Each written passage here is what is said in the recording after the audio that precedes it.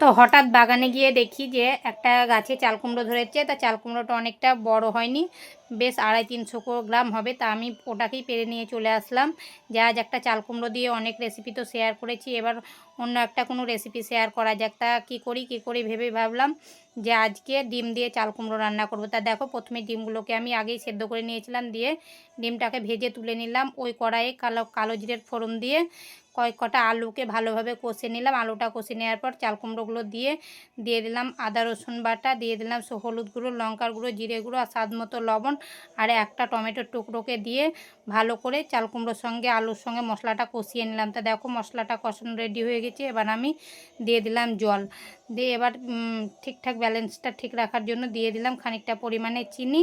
এবার দেখো, আমার চাল কুমড়ো আলু সেদ্ধ হয়ে গেছে। এবার আমি ভাজা ডিমটা দিয়ে নামিয়ে নিলাম। তো আজকের রেসিপিটা আমার কেমন হয়েছে, যদি আমার রেসিপিটা ভালো লাগে অবশ্যই আমার চ্যানেলটাকে সাবস্ক্রাইব